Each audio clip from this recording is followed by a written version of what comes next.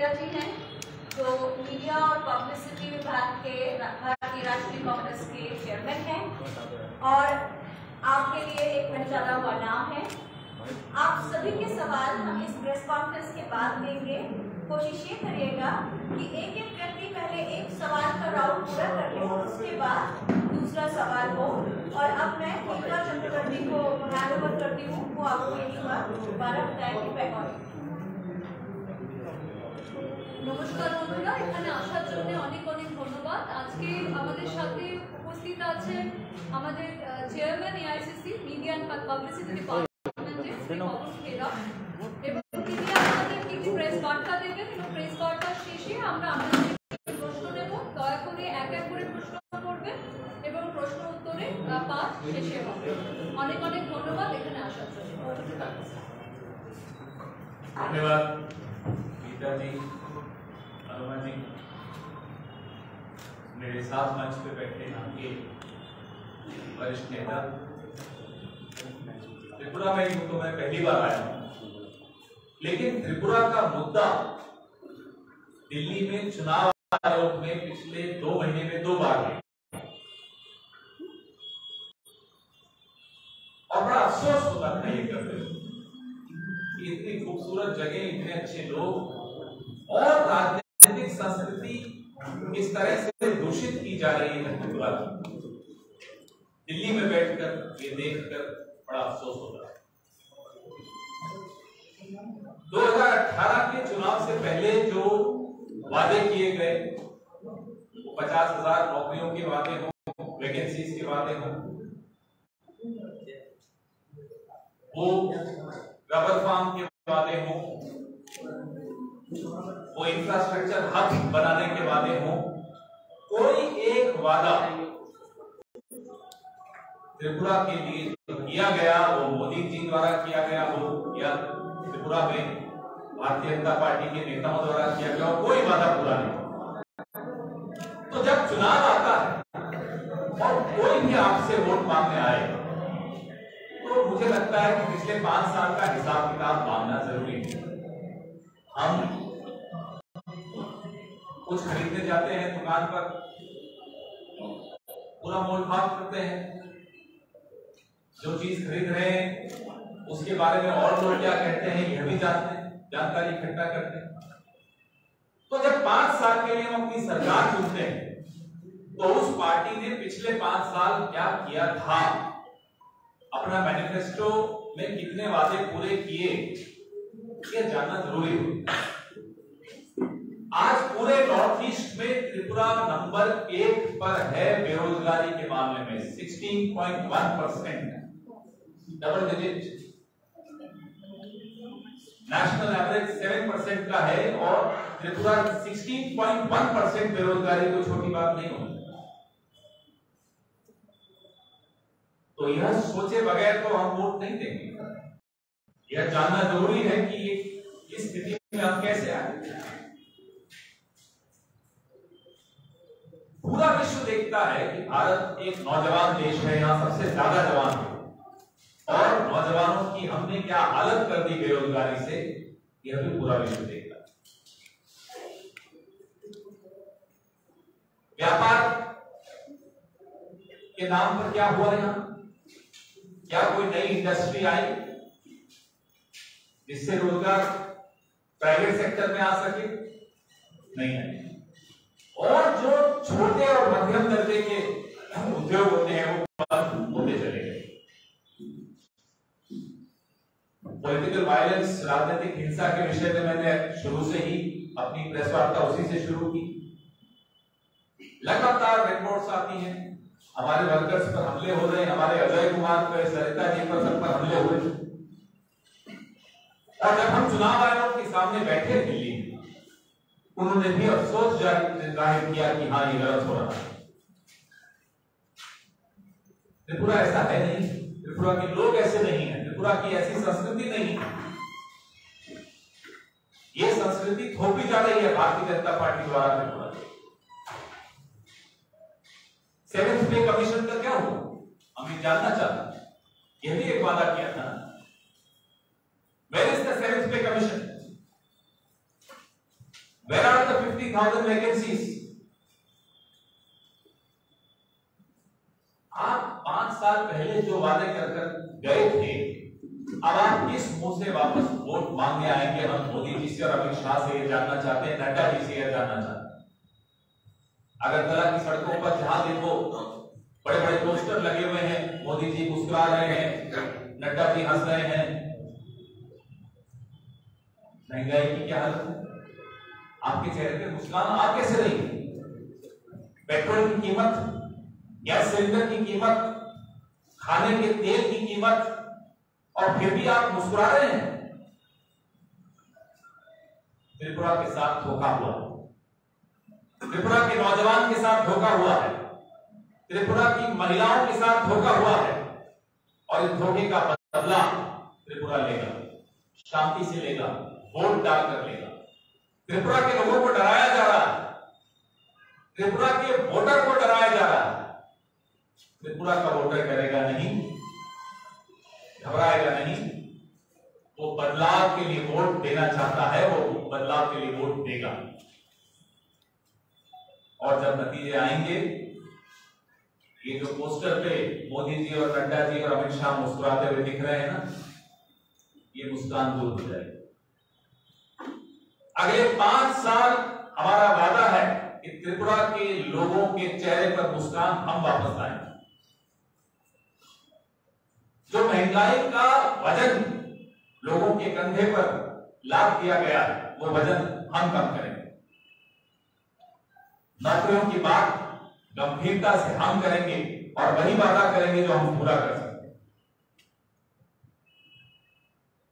अब भारतीय जनता पार्टी का कोई भी नेता दिल्ली से यहां आए तो आपसे ये उम्मीद करूंगा कि सवाल जरूर पूछिएगा। 7th पे कमीशन के सवाल पूछिएगा, 50,000 वैकेंसीज के सवाल पूछिएगा, पेट्रोल, गैस सिलेंडर, खाने का तेल, ये सवाल पूछिएगा। दाएं बाएं देखना शुरू कर देंगे, उनके पास जवाब नहीं। और क्यों त्रिपुरा में सांप्रदायिकता फैलाई जा रही है, क्यों एक को दूसरे से लड़ाया जा रहा है? क्योंकि उनके पास जवाब नहीं है आपके सवालों के। इसलिए आपका ध्यान बांटा जा रहा है, इसलिए आपको आपस में बांटा जा रहा है। त्रिपुरा का एक इतिहास रहा है आपस में प्यार से रहने का। कई सालों के बाद फिर से इस तरह का सांप्रदायिकता देखने को मिल रही है। लगातार गलत खबरें यहां से वहां आ रही हैं देश भर में। ये बदलना होगा, और ये बदलाव तभी संभव है जब आप वोट देते वक्त इन सब सवालों को दिमाग में रखोगे और बिना डर के कांग्रेस वाम गठबंधन को वोट दो। आप सबके माध्यम से मैं त्रिपुरा की जनता से आह्वान करना चाहता हूं, बेधड़क होकर वोट दीजिएगा। किसी की इतनी हिम्मत नहीं है कि आपका हाथ रोक सके या आपका वोट देने से आपको रोक सके। आपके सवालों का सवाल प्लीज आपके सर, एक सवाल है सोशल मामले से कि हमने देखा है कि 2019 के लोकसभा चुनाव बोलिए या फिर उपचुनाव जो आपने अभी भी बोला, रैगिंग एक शब्द था जो हमने देखा है, मीडिया के कैमरे में भी कवरेज जो हमने किया है। आपके नेतृत्व और जो सेंट्रल में जो नेशनल लेवल के नेतृत्व है, वो इस बारे में क्या सोचेंगे? साथ ही साथ हमने देखा है कि सुदीप राय बर्मन जो आपके यहाँ के लीडर है, उन पे 60 से ज़्यादा बार अटैक हुआ है। हमारे आपके जो इंचार्ज है यहाँ पे अजय कुमार, उनके ऊपर अटैक हुआ है, जरिता जी के ऊपर अटैक हुआ है। इन सारी चीज़ों को आप नेशनल लेवल पे कैसे देखेंगे? हम लगातार राष्ट्रीय स्तर पे इन तमाम अटैक्स को और रिगिंग जो आपने कहा बहुत गंदा शब्द है, लेकिन अफसोस है कि त्रिपुरा में ये शब्द बहुत ज्यादा प्रचलित हो रहा है। लगातार हम राष्ट्रीय स्तर पर इसको मीडिया में भी, चुनाव आयोग के समक्ष भी लगातार उठाते आए। और मोदी सरकार को, भारतीय जनता पार्टी सरकार को अगर किसी एक चीज से डर लगता है तो वो क्या है?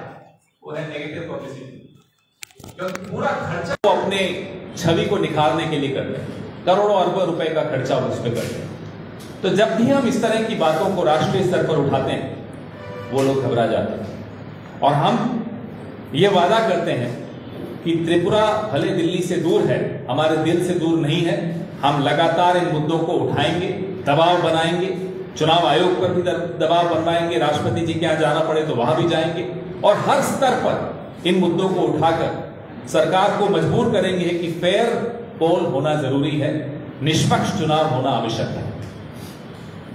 एक सवाल जैसे अभी बीजेपी बोल रहे हैं सीपीएम कांग्रेस का जो है वो अशोक जोड़ बोल रहे हैं, इसको लेके आप क्या? इसके साथ मैं जोड़ देता हूँ त्रिपुरा में वाम और कांग्रेस गठबंधन अभी हुआ है, उससे पहले वाम और कांग्रेस एक दूसरे से मुद्दा उठाते थे एक दूसरे के खिलाफ, तो इस गठबंधन को लोग कैसे ले सकते हैं, आपको क्या लगता है नेशनल लेवल में? आप पहली बार गठबंधन हो रहा हो दो पार्टियों का तो ऐसा तो नहीं है, गठबंधन तो लगातार होते हैं। लोकतंत्र की ताकत इसी में है कि हम कुछ कॉमन प्रोग्राम्स बनाएं, उन मुद्दों पर इकट्ठे आएं और लोगों को एक अच्छी सरकार दे सकें। इसी में लोकतंत्र की ताकत है। भारतीय जनता पार्टी हार से डरी हुई है, उन्हें अपनी हार दिख रही है, इसलिए अब उन्हें हमारे गठबंधन में भी दिक्कत हो रही है।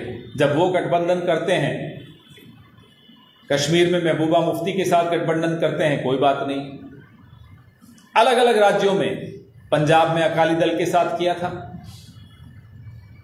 शिवसेना के साथ जब पहले उनका गठबंधन था तो शिवसेना बहुत अच्छी थी, फिर जब शिवसेना का कांग्रेस से गठबंधन हो गया तो शिवसेना खराब हो गई।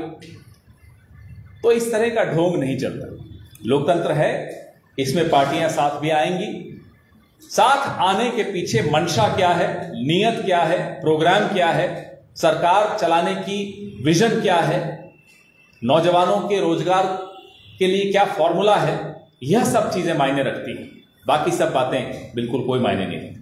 गठबंधन में तो ये सब कुछ क्लियर नहीं हुआ, बिल्कुल लगातार क्लैरिटी आती जा रही है, आपके दिमाग में भी आएगी, हमारे दिमाग में तो है।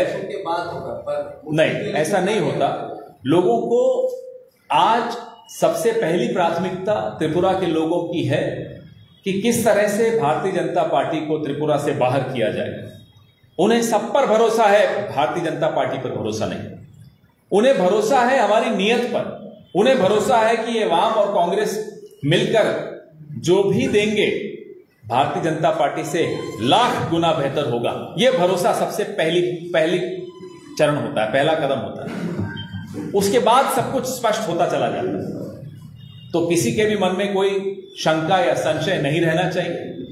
पहला वादा यह है कि जो आने वाली सरकार होगी, कांग्रेस और वाम गठबंधन की सरकार, वो एक बेहतर त्रिपुरा के नौजवानों के लिए नौकरियां और एक स्वच्छ प्रशासन, शांत त्रिपुरा जिसमें कोई अशांति नहीं हो, आपस में कोई वैर नहीं हो, कोई दुश्मनी नहीं हो, कोई झगड़े नहीं हो, इस तरह का त्रिपुरा हम देने का आपको वादा करते हैं। और एक क्वेश्चन सर, जो अभी मतदान 6 दिन रह गए सर, उसके बीच में पब्लिक रैली में कोई आपका कैंपेनिंग वगैरह कोई सर? एक तो मैं हूं आपके सामने सर, ये तो प्रेस रिलीज हो गया, कोई पब्लिक स्टार कैंपेनर्स हमारे लगातार आ रहे हैं। कल सुप्रिया जी आई, आज मैं आया हूं, और भी लगातार आपसे मीता जी और अनुमा जी नाम साझा करते रहेंगे। लगातार हमारे स्टार कैंपेनर्स आ रहे हैं, और अलका लांबा जी भी हैं। कब अलायंस हुआ, कब सीट एडजस्टमेंट हुआ? ये सीट एडजस्टमेंट है, और हमने 2 हफ्ते पहले last week of January, January last when did we do the seat adjustment with the client? अब तो आने वाले कल की बात करिए। जो कल गया कल वो गया कल, अब आने वाले कल में क्या होने वाला है वो सबके सामने है। लिस्ट कितने कैंडिडेट हमारे हैं, कितने उनके हैं, सबके सामने है। इसमें कोई बीजेपी बोल रहा है कि कांग्रेस एक नेशनल पार्टी होते हुए क्यों 13 सीटों में लड़ाई कर रहा है, बाकी सीटों में क्यों नहीं दिया, उससे ज्यादा क्यों नहीं? बीजेपी को त्याग समझ में नहीं आएगा। ये शब्द उनके शब्दकोश में है ही नहीं। Sacrifice is not a word in their dictionary, they will not understand this. वहां ग्रीड है, सेल्फिशनेस है। हमारे यहाँ ये सब नहीं होता। उन्हें समझना है तो आ जाएं, थोड़े दिन कांग्रेस में शामिल हो जाएं। हम उनको भी बुलाते हैं, आ जाइए, ट्रेनिंग ले लीजिए त्याग में, और फिर जाइए। राहुल जी आने का कोई चांसेस है? सही वक्त पे आपको बताएंगे कौन कौन नेता आ रहा है, जरूर आपसे साझा करेंगे मेरे कोलीग्स। और एक सवाल ये है कि हम सभी राजनीतिक दलों को देखते हैं कि वो अपना प्रचार प्रसार में लगे रहते हैं, लेकिन बीजेपी को हमने देखा कि बीजेपी के जो स्टार प्रचार त्रिपुरा में आए हैं, वो एक ही शब्द बोल रहे थे कि उन्हें कांग्रेस मुक्त भारत चाहिए। इस बारे में क्या कहेंगे? ये जब 2014 में मोदी जी ने सबसे पहले कांग्रेस मुक्त भारत कहा, तो पिछले 8.5 साल में हमने देखा कि इस देश से क्या क्या हटाने की कोशिश की। मीडिया मुक्त भारत करने की कोशिश की, जुडिशरी मुक्त भारत करने की कोशिश की, संसद में डिबेट्स नहीं होती हैं, संसद मुक्त भारत करने की कोशिश की, लोकतंत्र मुक्त भारत करने की ये कोशिश कर रहा है। कांग्रेस इस देश के दिल की धड़कन है। अब शरीर से दिल निकाल दोगे तो शरीर तो खत्म हो जाएगा। क्या भारतीय जनता पार्टी इस देश को खत्म करना चाहती? इस षड्यंत्र में वो सफल नहीं हो सकते। Thank you. आपको चाय पिला रहे हैं? नहीं, चलिए आइए।